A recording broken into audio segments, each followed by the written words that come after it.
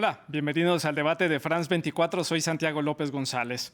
Aumenta la tensión mundial por la sensación que hay de un posible ataque a gran escala de las Fuerzas Armadas rusas en el este de Ucrania. En los últimos días, las tropas rusas se replegaron, dejando en su retirada de los suburbios de Kiev una estela de destrucción y de muerte. Según las autoridades ucranianas, la cifra de víctimas civiles solo en la ciudad de Bucha alcanza los 400, lo que hace pensar que un ataque mayor podría ser catastrófico para los ucranianos. Veamos.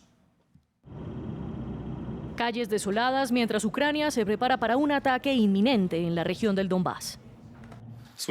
El ejército ucraniano está listo. No podemos predecir cuándo sucederá exactamente. Tenemos información de fuentes occidentales. Dicho esto, el enemigo casi ha terminado la preparación para la operación ofensiva. Tanto Kiev como Washington han hecho la advertencia desde hace más de una semana, mientras que las tropas de Moscú se han fortalecido en el este tras su retirada de la región de Kiev. Así se ha visto en ataques como el de la estación de tren de Kramatorsk o con tanques recorriendo las calles de Volnovaka. Los combates se concentran en Mariupol, la capital de facto del Oblast de Donetsk. Separatistas respaldados por Rusia señalaron que la ciudad portuaria es uno de los principales objetivos militares. El punto más candente sigue siendo Mariupol, donde el enemigo ha concentrado sus fuerzas en empresas industriales. El Estado Mayor General de las Fuerzas Armadas ucranianas afirma que Rusia está intentando tomar el control de Mariupol, mientras que el presidente mencionó a la urbe para pedirle armas a Corea del Sur. Mariupol está destruida, hay decenas de miles de muertos, pero aún así los rusos no detienen la ofensiva, quieren hacer de Mariupol un ejemplo.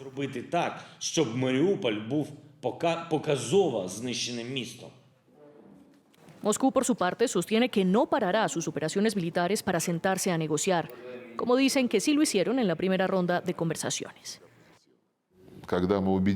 Después de que nos convencimos de que los ucranianos no planeaban corresponder, se tomó la decisión de que durante las próximas rondas de conversaciones no habría pausa militar mientras no se firme un acuerdo final.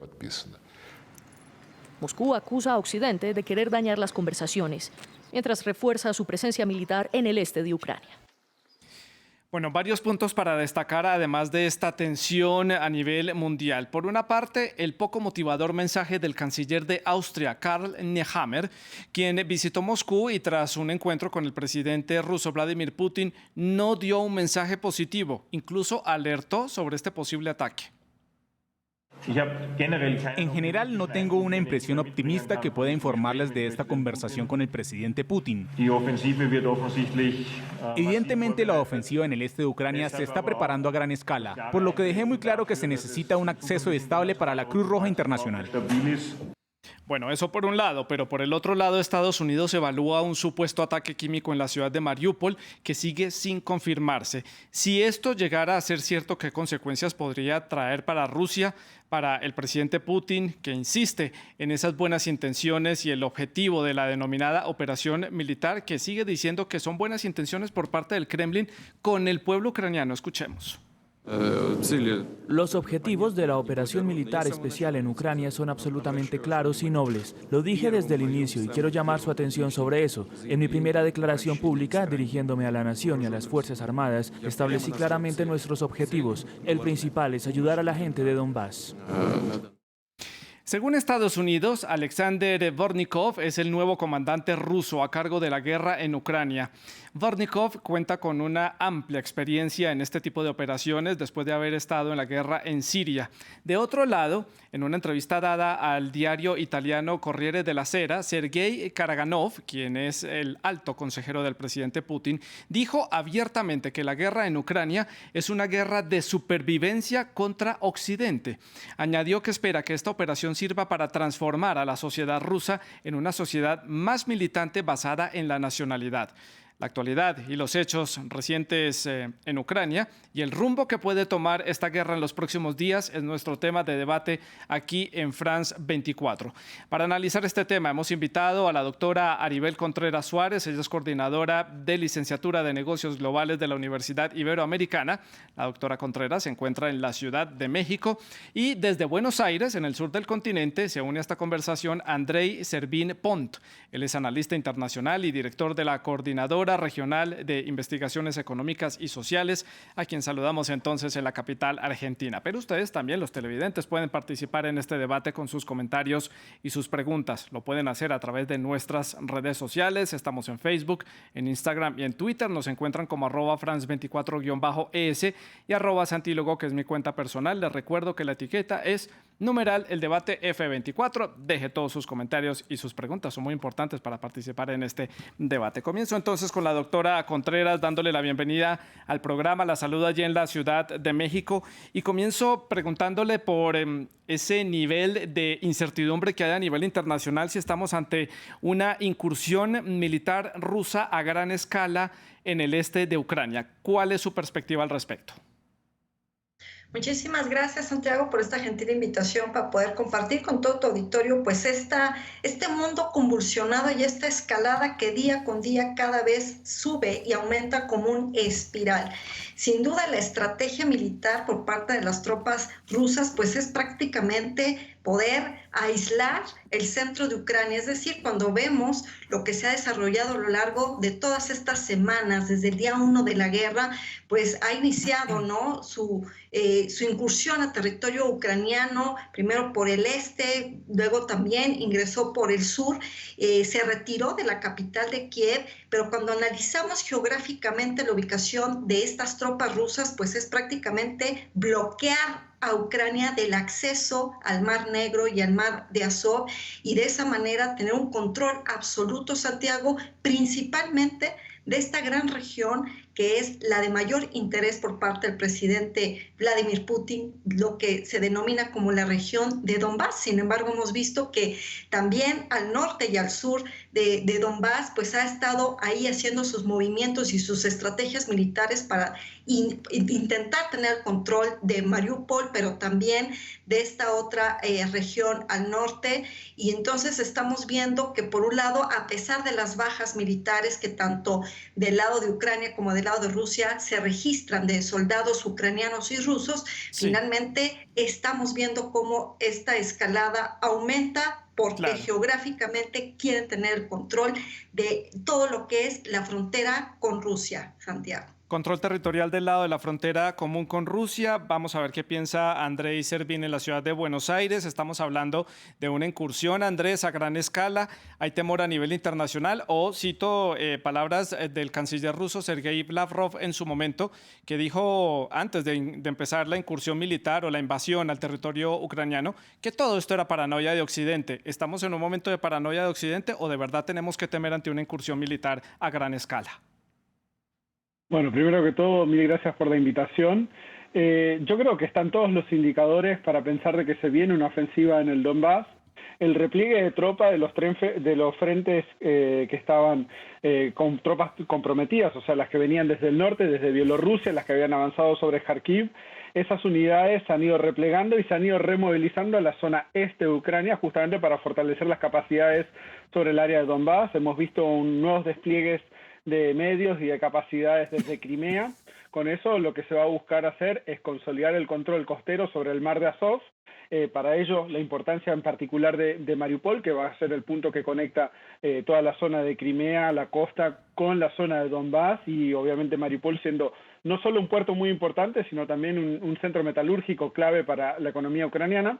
Entonces, esto lo que va a hacer es permitir, lo que busca Rusia es mostrar algún tipo de victoria, porque claramente no lograron esa victoria en la toma de Kiev, no lograron la toma de Kharkiv, entonces les queda mostrar algún tipo de victoria. Esto sería la consolidación de sus esfuerzos en el Donbass, asegurando la independencia de las repúblicas separatistas, y posiblemente la gran duda es si en algún momento van a tratar de avanzar sobre Odessa o incluso iniciar una nueva ofensiva contra Kiev, aunque eso todavía parece lejano.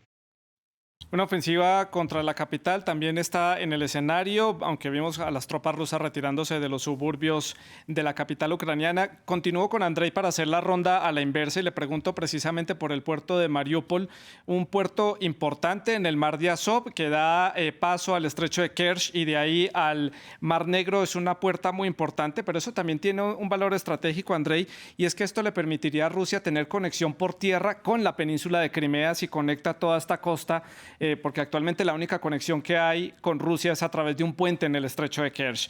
Esto le permitiría estar Crimea y Rusia conectadas por tierra. ¿Por qué Mariupol? ¿Por qué el presidente Putin se ha ensañado con este puerto más allá de lo estratégico para dar, como han dicho el presidente Zelensky, un ejemplo de sus operaciones militares, atacando a civiles, dañando la infraestructura y bombardeando la ciudad? A ver, fue una de las primeras ciudades atacadas junto con Kharkiv cuando se iniciaron estas operaciones. La importancia, más allá lo muy bien señalado en términos del valor estratégico y cómo conecta la región de Donbass con todo el sur de la costa sobre Azov y con Crimea, es que justamente al haber sido uno de los objetivos primordiales de esta campaña militar, se vuelve importante para demostrar algún tipo de victoria, en particular porque había una estimación por parte de los rusos de que Mariupol no necesariamente se iba a convertir en uno de los principales centros de resistencia. Al contrario, pensaban de que iba a ser relativamente fácil de tomar, de que iba a caer justamente por la concentración de fuerzas que iban a tener sobre Donbass, las fuerzas que iban a avanzar desde Crimea, la posibilidad de proyectar fuerzas desde el mar. Entonces fue inesperado este nivel de resistencia y han, la verdad, que dedicado una gran cantidad de medios para tratar de tomar esta ciudad, por lo cual necesitan demostrar esta victoria y de que esos esfuerzos no fueron en vano. Hoy en día recibimos las noticias de que cada vez el cerco sobre las tropas ucranianas es mayor, que se estarían, según algunos informes, quedando sin munición, sin comida, que varias unidades estarían rindiendo, por lo cual puede ser de que en el corto plazo veamos que los rusos logren tomar Mariupol. Además que es una ciudad que no solamente ha estado bajo la mira de los militares rusos ahora con esta guerra en el este de Ucrania, desde el 2014 cuando empezó todo el problema y la incursión en la región del Donbass, Mariupol ya estaba en la mira y fue varias veces atacada por las tropas rusas. Continúo con la doctora Contreras en la Ciudad de México para preguntarle por esas palabras del canciller de Austria que veíamos al principio del programa, que visitó Moscú, es uno de los pocos líderes occidentales que ha podido hablar cara a cara con el presidente Putin y no salió de esta reunión con un mensaje positivo. Su cara pues lo dice prácticamente todo. ¿Se está agotando la diplomacia en este escenario de la guerra, doctora Contreras?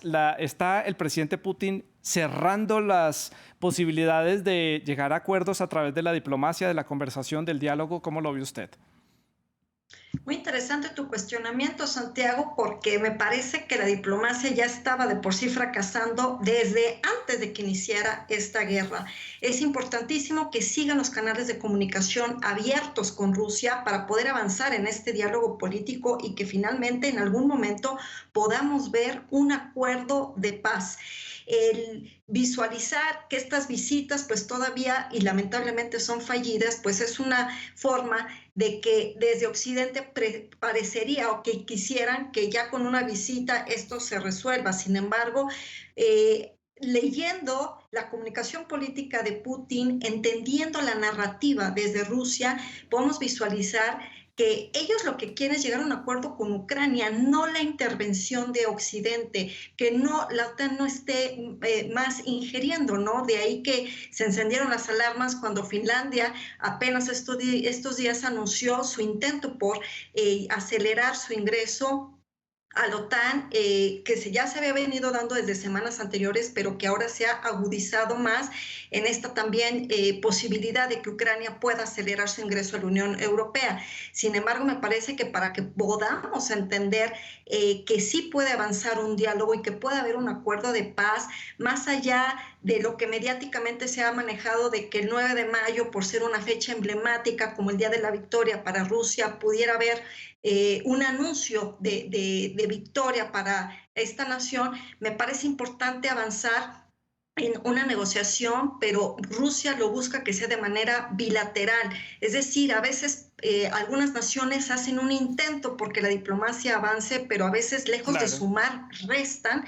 Y aquí lo más importante es que el equipo de negociación por parte del lado de Ucrania nuevamente se siente a la mesa con el equipo ruso para poder entender, llegar a poner sobre un lápiz y papel como decimos aquí en México, estas líneas rojas que tanto ha exigido Rusia, como es el reconocimiento de Crimea como territorio ruso, el hecho de que Ucrania finalmente se comprometa, el que sí haya una neutralidad establecida en su constitución, lo cual sería el gran compromiso de que no ingrese a la OTAN, también el hecho de que se desmilitarice por completo. ¿Y qué va a pasar con la región de Donbass? Esa es todavía una gran interrogante, pero pareciera que veremos un nuevo mapa geopolítico al interior de Ucrania, donde se estaría dividiendo posiblemente entre esta región de Donbass y el resto del territorio ucraniano, Santiago. Sí, doctora Contreras, le pregunto sobre ese escenario diplomático a nivel internacional. Ya le voy a dar paso a Andrei para hablar sobre el tema de la división del país, pero quería preguntarle a la doctora Contreras sobre, uno puede entender que Moscú no quiera dialogar con Estados Unidos sentado en la mesa o auspiciando una mesa de diálogo con Ucrania, que tal vez la Unión Europea tampoco sea su interlocutor, lo ha ignorado desde el inicio del conflicto, pero ¿qué hay de países que sí son aliados, que han hecho un esfuerzo por sentar una mesa de diálogo, como por ejemplo Turquía, que es un país bisagra entre Oriente y Occidente y es un país que ha jugado ahí un papel importante precisamente por los intereses que Turquía tiene en el Mar Negro y lo importante que es Ucrania a nivel comercial para ellos? ¿Por qué Moscú no le abre las puertas a países aliados como esos, por ejemplo?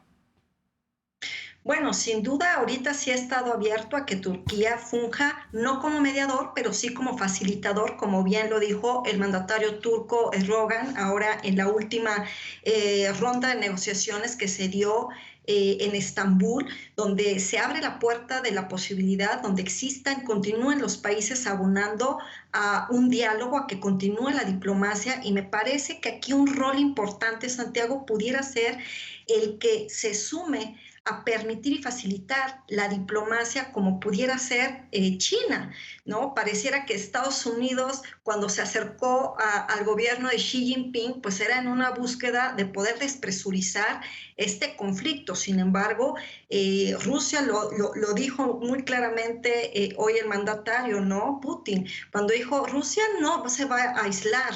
Es decir, está abierto a ver qué países se van a sumar más allá de Hungría y de Bielorrusia. Me parece que ahí lo interesante va a ser de qué manera sí se puede abonar para que continúe este diálogo y que de esa manera se pueda avanzar hacia una negociación, pero ya clara y concreta, Santiago. Andrei, hablábamos de esta incursión y esta concentración de operativos militares que podría haber en los próximos días en la región del Donbass. Pensaría uno que teniendo las tropas rusas ya en las puertas de la ciudad de Kiev, llevar a la caída de la capital sería como la cereza del pastel y ya llevaría a una rendición de Ucrania ante la invasión de los rusos. Pero vemos que los rusos se han retirado. ¿Esto qué dice? Que Rusia claramente no está interesado en apoderarse del todo del territorio ucraniano, sino crear como una especie de país colchón o bisagra que podrían ser esas dos repúblicas del Donbass, dividir a Ucrania en dos países diferentes y dejar el centro y el oeste independientes, gobernados por Kiev, el Donbass entre ellos dos, y luego Rusia. ¿Cuál es su análisis? Porque no entiende uno por qué se retiran de Kiev si podría ser el gran triunfo de los rusos. Bueno, el repliegue de la zona de Kiev y también la reducción de las ofensivas sobre la ciudad de Kharkiv responden a una redefinición de los objetivos estratégicos rusos ante limitaciones en el ámbito operativo y táctico, ¿no? El avance de Kiev ni sobre Kharkiv se dieron en los tiempos que se habían planificado, en los tiempos políticos, ¿no? O sea, la expectativa de que estas ciudades caerían en los primeros días del conflicto, por lo cual también explica la reticencia de parte de Moscú de negociar o hacer concesiones en la mesa de negociación, porque su expectativa inicial era que con la caída de Kiev, la caída de Kharkiv, iban a poder imponer ellos las condiciones para una rendición ucraniana y de ahí definir la paz en base a sus propios términos.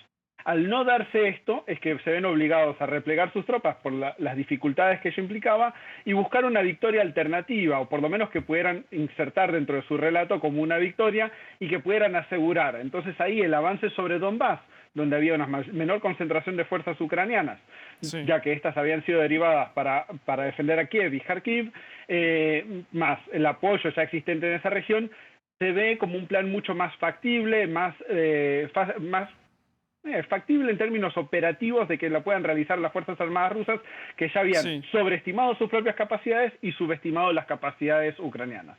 Andrei, ¿y usted ve a Ucrania dividida?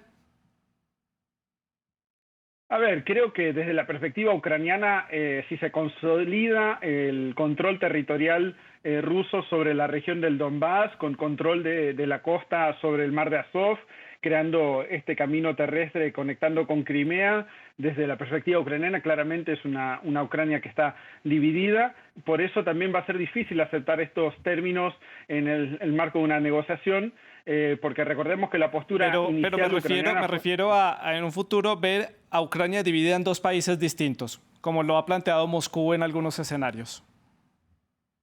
Ahí la intencionalidad de Moscú apunta a justamente buscar alternativas en términos de demostrar algún tipo de victoria.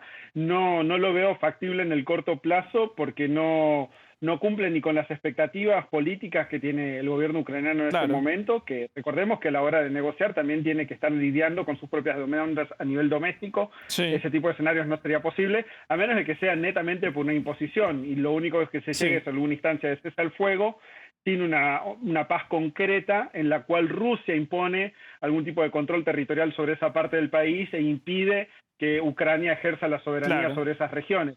Eso sí sería probablemente un escenario más factible que una negociación de repartición territorial. Doctora Contreras, estábamos hablando que esta incursión militar de Rusia hace parte de una guerra declarada de supervivencia, así lo ha dicho el Kremlin, contra el mundo occidental. Y así lo ha dicho precisamente Sergei Karaganov, que es un alto consejero del presidente Putin, lo dijo en una entrevista ante un medio italiano y también lo dijo el canciller ruso en una rueda de prensa en la ciudad de Moscú. Esta situación en Ucrania, esta guerra que estamos viendo sería un primer paso de Moscú en esa lucha de supervivencia que ellos dicen que están librando contra el mundo occidental para romper la hegemonía de Estados Unidos. ¿Europa está bajo amenaza? ¿Cómo lo ve usted?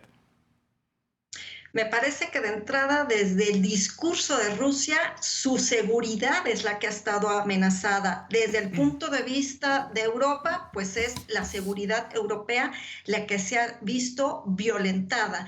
Sin duda, la estrategia desde el día 1, por el lado de esta invasión rusa al territorio ucraniano, me parece que ha sido a través de una estrategia de la guerra de la resistencia. Es decir, estoy convencida de que Vladimir Putin sabía el alto costo que iba a implicar desde el momento en que incursionaran sus tropas a territorio ucraniano, porque era violentar la soberanía de ese país y romper y violar las reglas del derecho internacional. Vladimir Putin sabía perfectamente que iba a tener un alto costo esta guerra, costo económico de sanciones, puesto que ya las vivía desde el año 2014. Esto no es sorpresa para él y me parece lo que sí sea sorpresa que para Occidente les resulte novedoso, ¿no? O sea, esto ya sabíamos que Vladimir Putin, aunque su estrategia era seguramente que fuera una guerra que durara poco tiempo, él está dispuesto a resistir el tiempo que sea necesario con tal de no levantarse de la mesa con las manos vacías, Santiago. Me parece que eso es algo muy importante, que Occidente no debe de creer que estará dispuesto a un cese al fuego nada más así porque ya haya un intento de intercambio de palabras y de buenas intenciones. Moscú lo ha dicho muy claro desde el Kremlin, que se van a ir, pero hasta que se lo den por escrito los acuerdos que lleguen. Y si no llegan a ese acuerdo, Vladimir Putin estará dispuesto, aunque se estrangule su economía y aunque se intente desde Occidente aislarlo, avanzar al tiempo que sea necesario. Claro.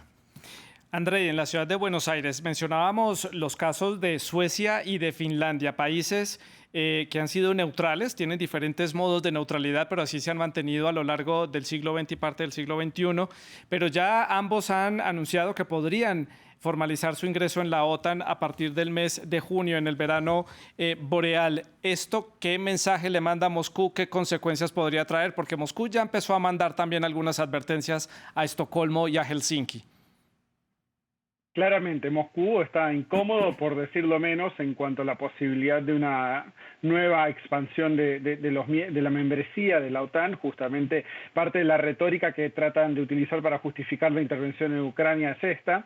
El mensaje me parece que también debemos entenderlo en términos de que la guerra en Ucrania confirmó los miedos que tenían muchos de los países europeos en torno a lo que perciben como una política expansionista por parte de Rusia, y una política expansionista que es explicada como tal de forma abierta. Recordemos que Putin siempre se ha referido al imperio ruso, a la tragedia geopolítica que implicó el colapso de la Unión Soviética. Claramente percibe una Rusia que debería ejercer un mayor control territorial sobre los estados satélites que lo rodean como medida para asegurar su propia seguridad. Y esto va a ser percibido como una amenaza para Europa. Por eso también se explica los aumentos que estamos viendo en el presupuesto militar de los países europeos, en inversión militar. Sí. Todo esto apunta a que veremos un incremento en las tensiones, porque claramente Rusia, sobre todo Putin, no se va a quedar tranquilo cuando se empiece a profundizar este debate sobre la incorporación de Suecia y de Finlandia, y obviamente los países europeos tampoco se van a quedar atrás en cuanto a la retórica, discutiendo las posibilidades del escalamiento de la conflictividad en ambos países, claro, que va a estar todo acompañado de este debate que estamos viendo sobre el suministro de armas a Ucrania, ¿no?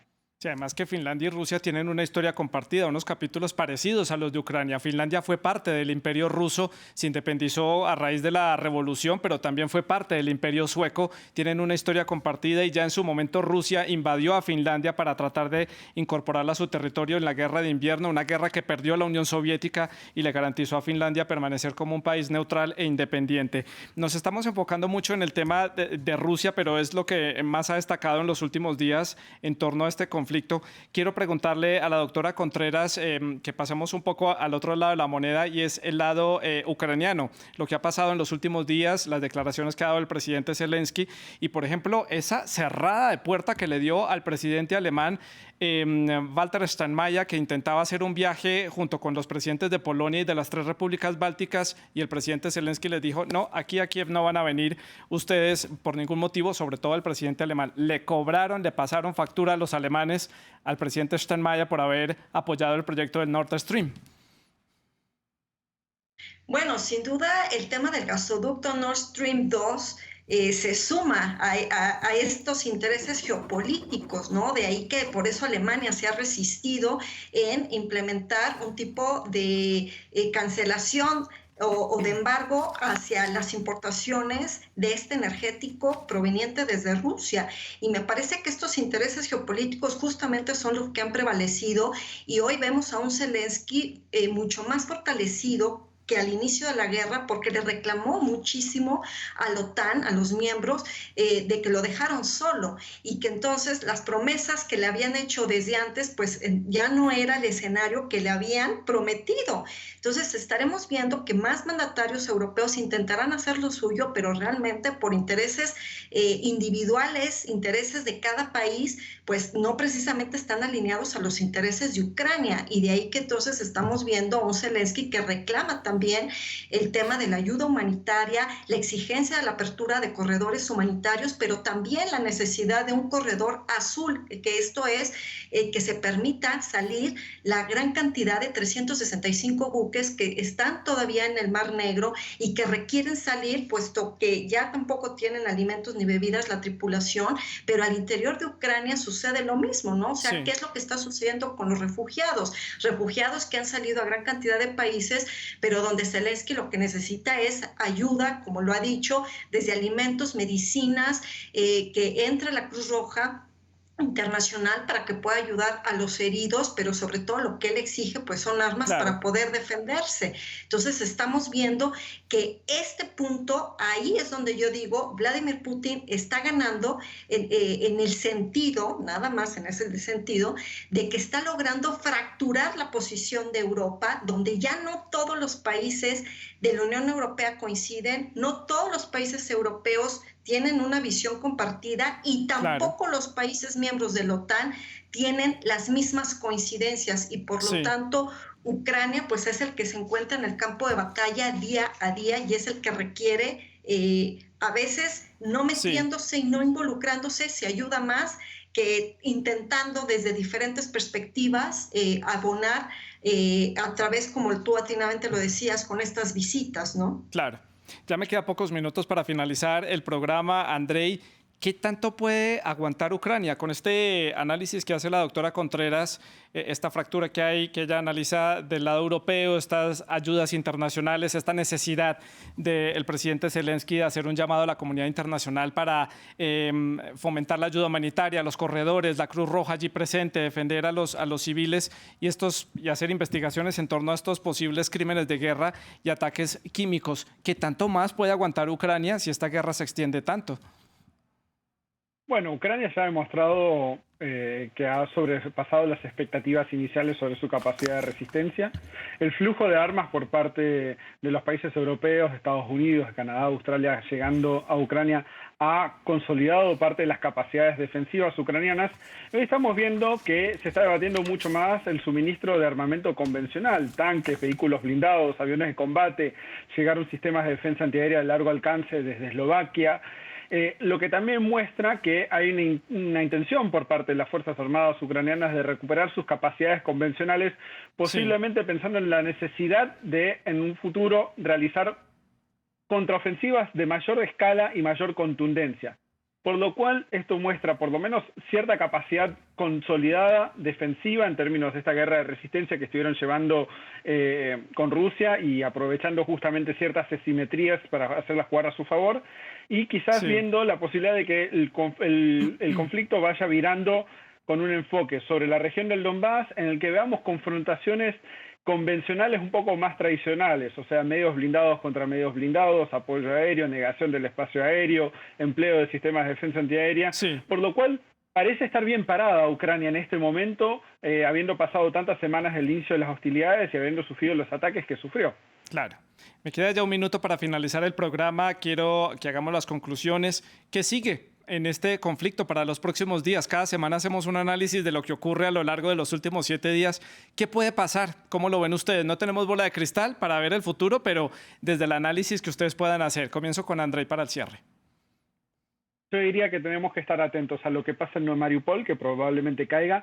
El avance sobre Izium va a ser clave para definir cómo se lleva adelante la ofensiva en la región del Donbass. Y creo que esas dos ciudades tienen que, por lo menos, acaparar nuestra atención en los próximos días para ver cómo evoluciona el conflicto en la zona este. Doctora Contreras, 30 segundos para el cierre. Veremos más refugiados, mayor impacto en la economía global, mayor alza de precios en las materias primas como gramos, metales y energéticos, y lamentablemente estaremos cada vez más cerca de una recesión global donde la guerra todavía no cesará. Doctora Aribel Contreras y Andrei Servir-Pont, muchas gracias por haber estado con nosotros aquí en el debate de France 24, haber hecho este análisis para nuestra audiencia. Ustedes pueden seguir dejando todos sus comentarios y preguntas a través de las redes sociales y, por supuesto, pueden seguir en compañía de la programación de France 24.